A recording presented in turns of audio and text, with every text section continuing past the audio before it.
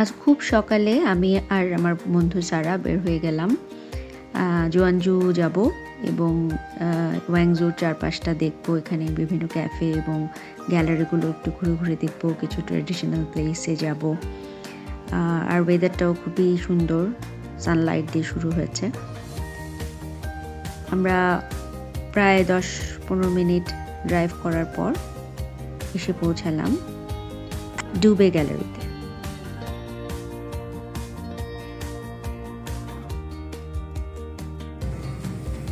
실장님! 안녕하세요. 저 연석산에서 왔는데요. 오늘 실화 작가 오픈했다고 해서 하는데 혹시 오늘 밑에다가요? 네, 오늘 영업을 안 해요. 그럼 전시는 볼 수 있어요? 전시만 볼 수 있어요. 네, 알겠습니다. 잠깐 보고 갈게요.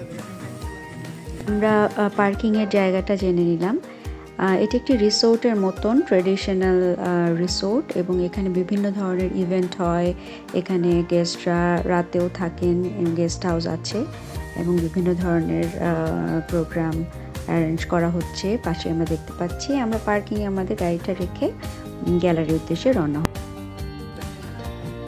Cafe name is ডুবে। ওকে, it's wonderful. প্রকৃতির এত সুন্দর নিদর্শন, চারিদিকে এত কালার, আমি তো দেখে বিমোহিত হয়ে যাচ্ছিলাম যে আল্লাহ কত কিছু সৃষ্টি করে রেখেছে আমাদের জন্য।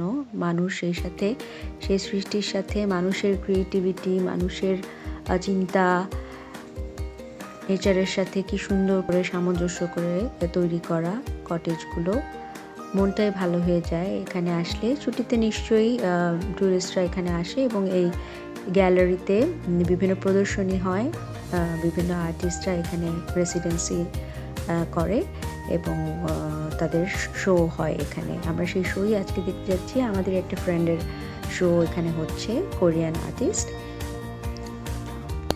জায়গাটির নাম সোয়াং ওয়াংজুতে। আর্টিস্টের নাম সিরা ইয়ং, কোরিয়ান আর্টিস্ট।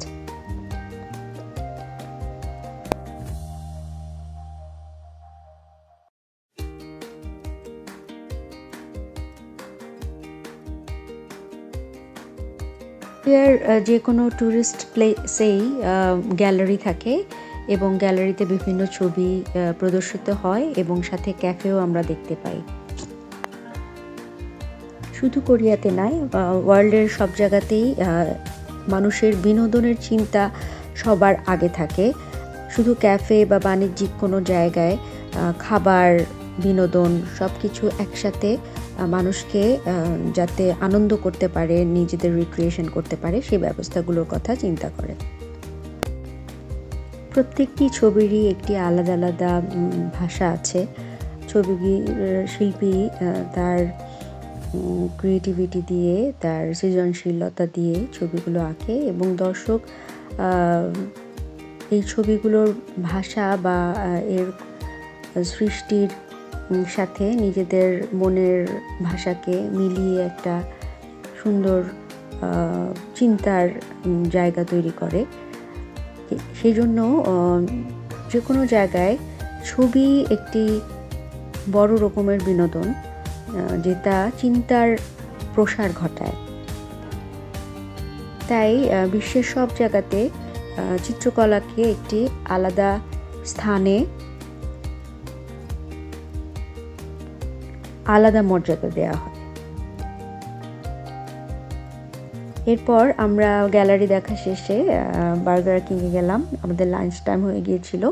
আমরা আগেই প্ল্যান করেছিলাম আজকে আমরা ফাস্ট ফুড ট্রাই করব এবং বার্গার কিংসে আমি beef and shrimp burger order করলাম এবং সারা হ্যামবার্গার। আমরা দুজনেই খাবার এনজয় করলাম এবং কোরিয়াতে মানুষ খুব কম, ছিমছাম, চুপচাপ এবং মানুষরাও খুব ভদ্র। নিজেদের কাজগুলো নিয়ম মাফিক তারা করছে, নিজেদের ময়লা নিজেরা পরিষ্কার করছে, যে জিনিসগুলো আমাকে খুবই আনন্দ দিয়েছে।